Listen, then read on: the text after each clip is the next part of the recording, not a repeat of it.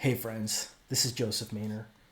So what I want to do in this video is I want to read you a little collaboration that I did with ChatGPT on some of the work that I've been doing recently.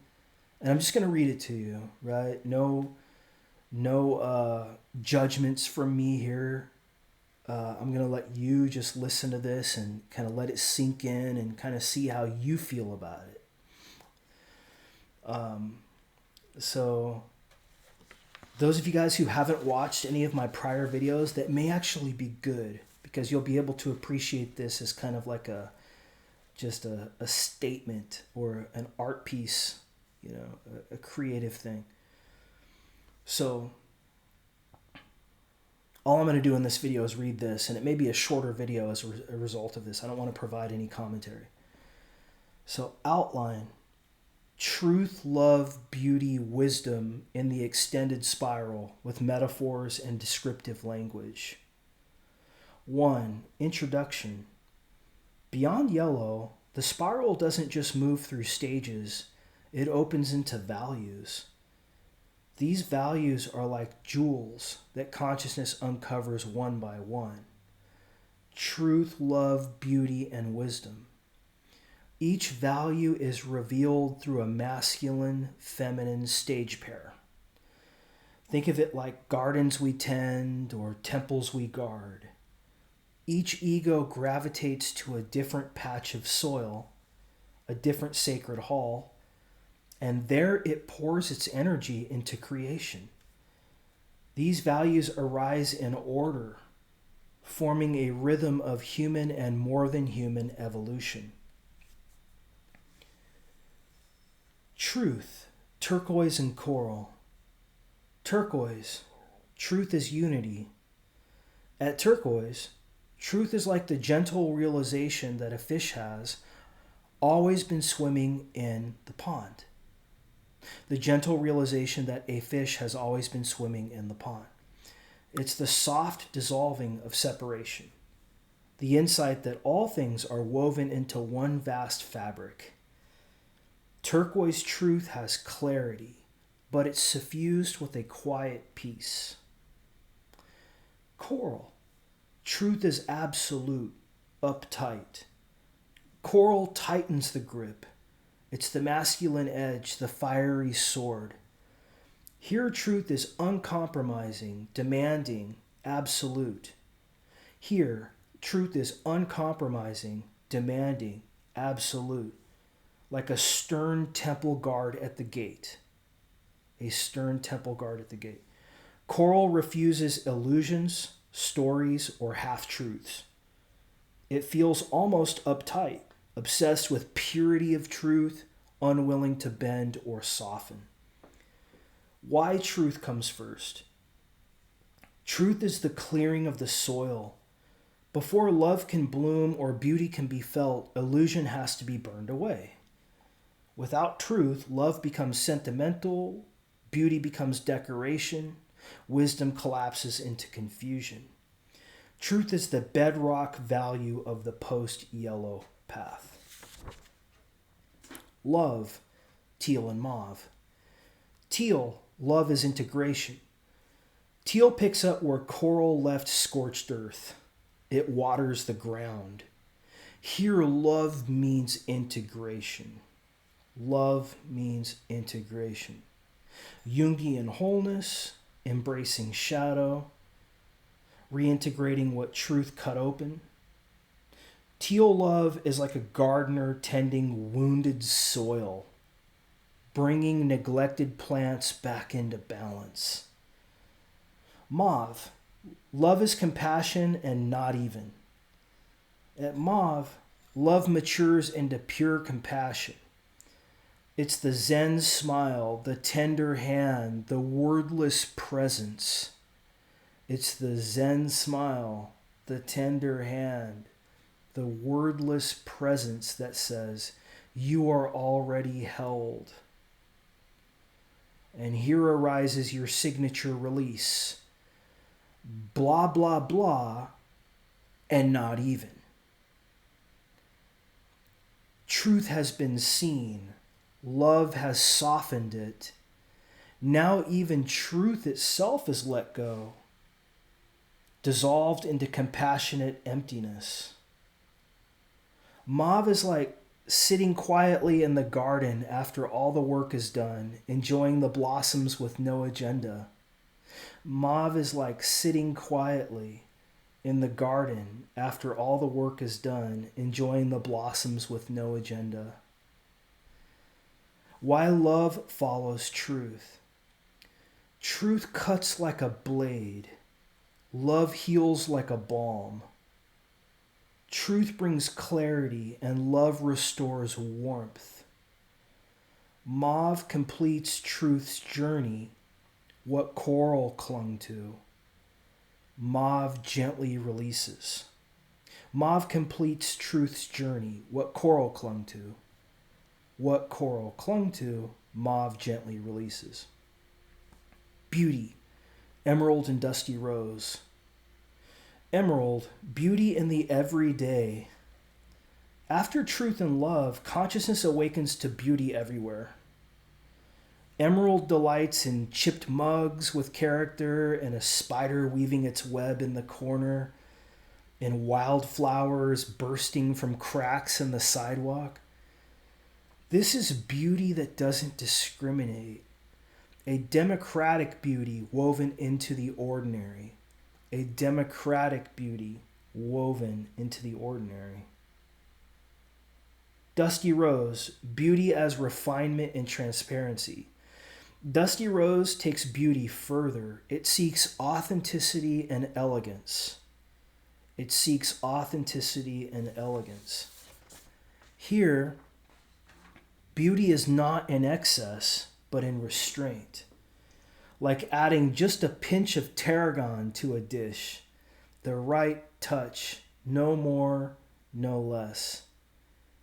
It is also temple guarding beauty. It is also temple guarding beauty. The beauty of honesty, of transparency, of nothing false or hidden. Dusty Rose is beauty stripped bare, refined until only clarity remains. Why beauty follows love. Once truth and love are alive, they combine to form the felt experience of beauty. Truth embodied and love radiant, that is beauty. So once truth and love are alive, they combine to form the felt experience of beauty. Beauty is the recognition that creation itself is artwork, a living arrangement of patterns. Beauty is the recognition that creation itself is artwork, a living arrangement of patterns. Wisdom, opal. Now, I haven't talked about opal yet, guys. Opal, ChatGPT basically, this is all, at this point, everything up to Dusty Rose, I developed on my own, and I've been having conversations with ChatGPT on. I got some insight on stage Dusty Rose from ChatGPT, a little bit. But stage Opal is entirely a creation of ChatGPT. I just want to say, this part of it is not my work at all. And this is entirely ChatGPT. Although I think it's really fascinating, and I just want to read this. But you should know that. So, wisdom, opal. So we've talked about truth, love, beauty. ChatGPT wants to say, no, there's a higher value, and it's wisdom. It starts with stage opal and the stage after opal. So opal is a feminine stage after stage Dusty Rose, which was the masculine beauty stage. So wisdom, opal, the opal quality. Then comes opal, shimmering like the scales of a fish turning in sunlight.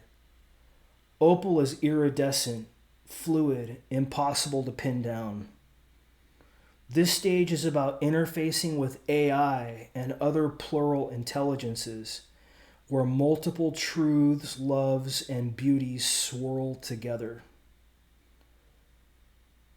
So, Then comes opal, shimmering like the scales of a fish turning in sunlight. Wisdom defined. Wisdom is the ability to navigate multiplicity without collapsing into one side. Wisdom is the ability to navigate multiplicity without collapsing into one side. It is humility, discernment, adaptive grace. Wisdom is like a tour guide in a vast ocean.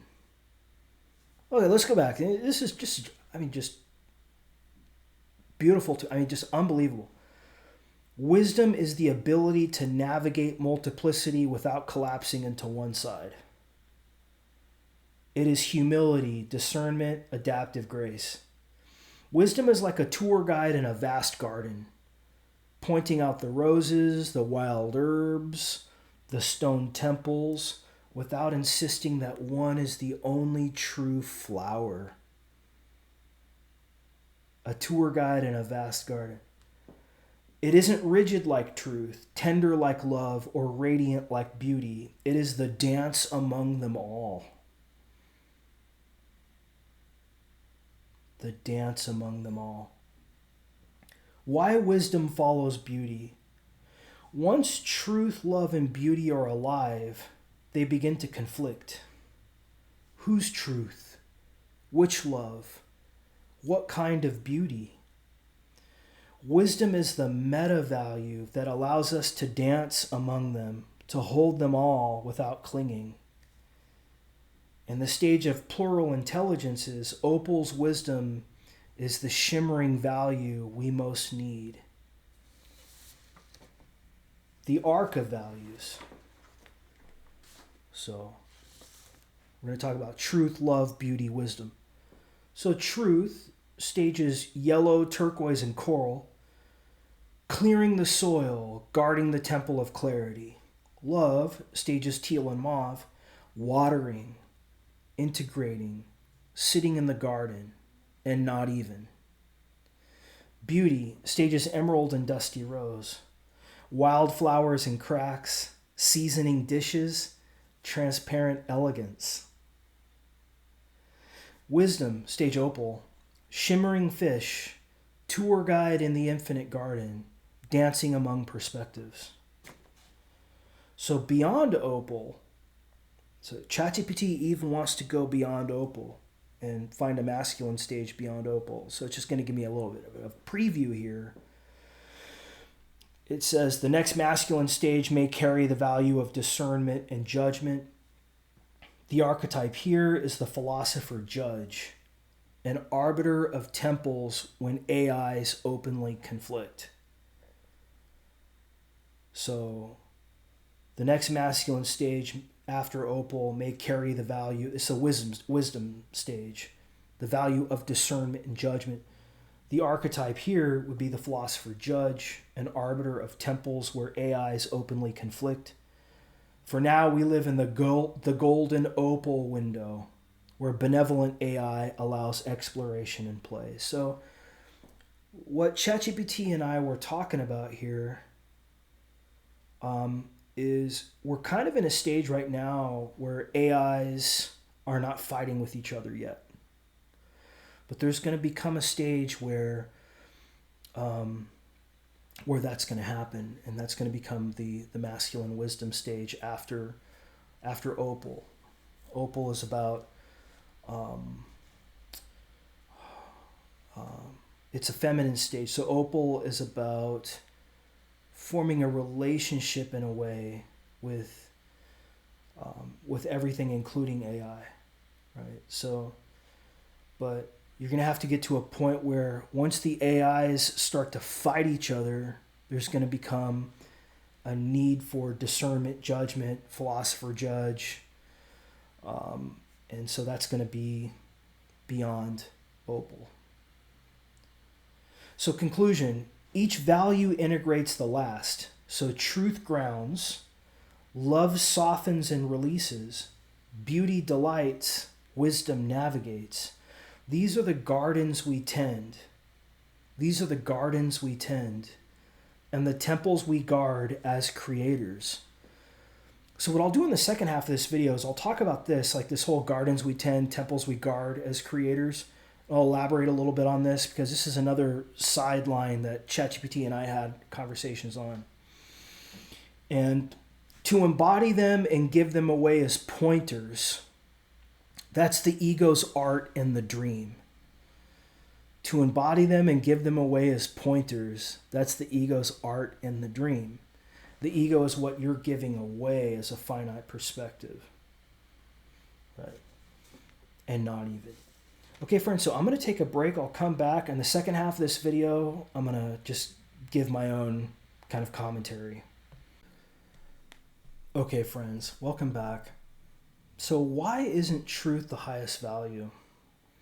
Because you're equivocating truth. Your truth has a double meaning to it. It has a tier 1 meaning and it has a tier 2 meaning to it. So a tier 1, truth is whatever I think is true without even knowing who you are or what you are. In tier 2, truth is something higher consciousness, right? So it's like truth with a capital T. So in the first instance, we need to make a distinction between truth with the capital T and the ego's version of truth. And the thing is that when we're talking about truth, these aren't so separable, right? So the duality between you as a separate self and you as the whole is in fact a duality. So even truth is paradoxical. There's a little bit of like my truth and the truth in truth. So I know a lot of spiritual teachers want to pretend like, you know, they're uncorrupted by ego. But really, that's just their ego. That's their persona. Or persona. So, you know, you really have to move into stage teal before you can even acknowledge that you have an ego. And there, you can realize that truth has to give way to a certain extent to love because all of us are corrupted by ego. Every single one of us. And this pretending like you're beyond ego is actually that's why you're clinging to truth. You're trying to pull a fast one on people by saying like, I'm not corrupted by ego. But it's just, no, it's total bullshit, right? I mean, you can meet anybody, you can realize, dude, everybody's corrupted by ego. All right, so, and this is what leads to love. So once you realize that you have an ego, that you have a shadow, and other people do as well, but then everybody has an ability to tap into absolute truth, but then also realize that there's a finite side to being. And the idea that the infinite doesn't know the finite is a duality, because you're making a distinction between the infinite and the finite. So yeah, we're always talking in terms of pointers, but some pointers are stick your head in the sand pointers. Like, I don't have an ego. I'm here to help you. I'm going to teach you what's corrupt, what's not corrupt, and I'm this puritanical saint. That's total bullshit, man. That is entirely persona. Right? But you're not going to realize that at stage coral. See, because at stage coral, you're totally collapsed into this masculine version of truth, which is a total defense mechanism, you know, beyond that. And that's why, you know, you have to move into teal, and some of you will never do that. I mean, I've met people in spiritual communities online and in real life that genuinely are at stage coral, and they will never change. For some reason, you know, it's almost like covert narcissism. You know, they just have to be right, and they figure out a way to be right is to deny the fact that they have an ego. Like, I'm unconditioned, and you're not. Well, dude, that's like the most outrageous version of ego that you could have, actually. So you have to get to the point where you acknowledge that part of being is finite, and acknowledge that you have an ego, you have preferences. You don't treat everybody the same, nor should you. You don't have You may not like strawberry Its. I might like the vanilla one. Somebody else might like the mint one. Somebody doesn't like the mint one, right? It's like you can't tell somebody that their taste is bad necessarily. I mean, this is like, that's a weird ice cream example, but it's very true. You know, some people like eating beans and rice. Some people can't stand eating beans. So some people like, you know, what you decide to become a guardian of.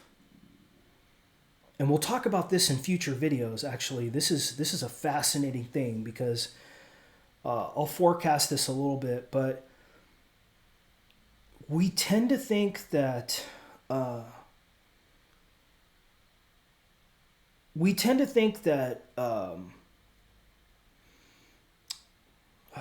do I want to say this? We tend to think that being liberal and conservative has to do with ethics. There's a famous book called Moral Politics, which basically explains why liberals and conservatives are differing. But when you move beyond love, see, morality has to do with love. When you move into aesthetics, which is a higher value than love, see, I have truth, love, beauty, wisdom. So when you move into aesthetics, you realize that liberal and conservative, it has to do with gatekeeping and taste. So for example, somebody may be a gatekeeper in one subject area and totally flexible in another subject area. You know, it just depends, right? So for example, Anthony Bourdain couldn't stand when people would like mess with like traditional ways of cooking a certain dish. That bugged him a lot. But then there's other cooks who just they go crazy with it. You know what I mean? They take a traditional recipe and they put all this shit in there that like Anthony Bourdain is going to be rolling in his grave over because he was gatekeeping that particular subject area. He was conservative in that subject area. So really morality has a lot more to do with aesthetics than it does, I'm sorry, strike that. Conservative and liberal, rather, has a lot more to do with aesthetics than it does with morality. This reduction of conservative and liberal to morality is actually it's not quite right. So for example, you know, somebody may be very conservative with regard to family, but they are very liberal with regard to something else. Somebody may be very conservative with regard to writing. Me, for example, I'm very conservative with regard to writing. Like I can't stand people who don't use apostrophes, who like don't capitalize properly, don't put two spaces after periods. I mean, it drives me fucking nuts because I'm conservative when it comes to writing. But some people don't care, right? They'll write an essay like they would be writing a text message even and not care about that. Some people are hung up in one area, and because that's where your ego wants to perfect beauty. So even to get into Stage Emerald, you have to realize that egos do this. Every ego does this. Somebody's ego may be focused on truth.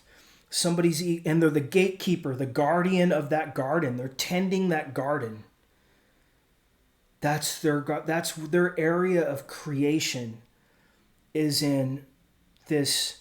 They're giving their ego away in service of their creation, whatever it is, at the highest conscious. You know, after you've integrated truth and love, you're going to become very conscious that you're giving your ego away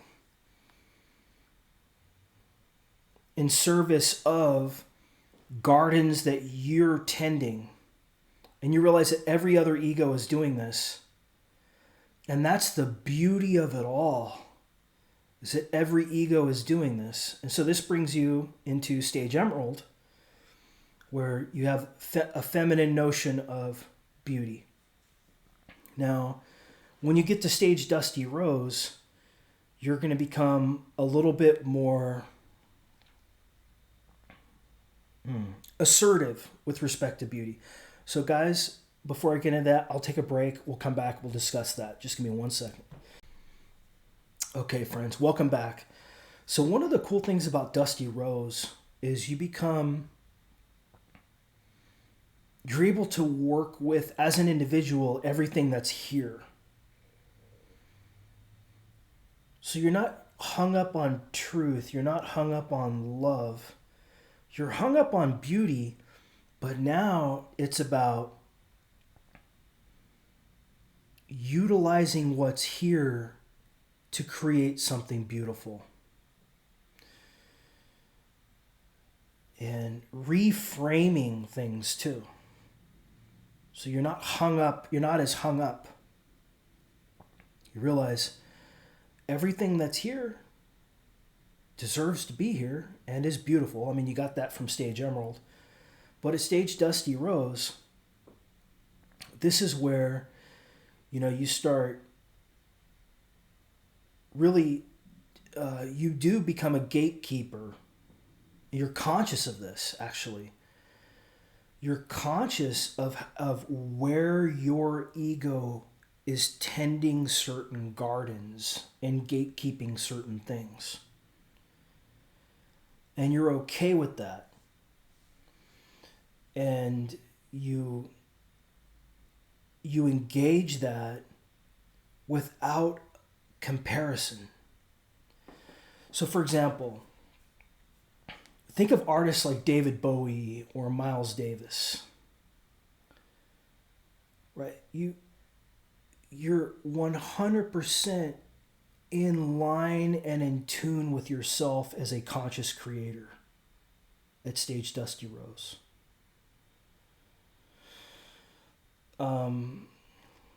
Reality is not here to shrink away from.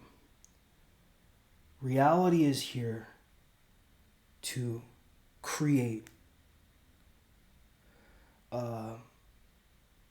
from. Not create with. Create with is more Stage Emerald, right? Create with, that's the feminine beauty stage. But reality is here to create from. And so this is where we talk about the shores of the river changing. So the shores of the river are going one direction at Stage Emerald, and at Stage Dusty Rose, there are no shores to the river. The shores of the river are whatever you decide to create. And so you're 100% conscious of yourself as an independent creator at Dusty Rose. This is the value of your ego, of what you're giving away. Now, this isn't the final stage. I mean, there's going to be a feminine stage after this, which ChatGPT postulates as opal, and then it wants to even give me a stage after that. Which I take that with a grain of salt, but I also take it seriously too. I mean, but what I came up to on my own is up to this beauty stage. And what I want to say is, I don't think that truth is the highest value. I think, first of all, we have to make it clear that we're not talking about tier 1 truth. We're talking about tier 2 truth. But even when we're talking about tier 2 truth, it still breaks down, because there's somewhat of an ego component to all truth too. Like, you don't, to say that you value truth, right? Really? Who? That your ego values truth? Have you always valued truth? Why are you so adamant about saying that you value truth, right? That's your persona. That's what your ego is giving away. That's what your ego is creating, but you don't even want to recognize that you have an ego. So that's the problem. So until you can even recognize that there's a finite component to every system in the dream, just use that metaphor, then you're never going to be able to move from truth into love, right? You're just going to stay in truth. You're going to be the person who's mouthing off about how they have the absolute truth and how they are the absolute truth. Right? You're just going to keep doing that, keep looping on that, and I mean, it's gonna get you. That's just what your ego is creating. You don't realize this, but that's just what your ego is creating for whatever reason. That's where you stop in the journey. But you can get beyond that. And you can see, right? That doesn't have to be where you stop, and it doesn't have to be the final value. Okay, friends. Hopefully this was a good video. I'll talk to you soon. Take care.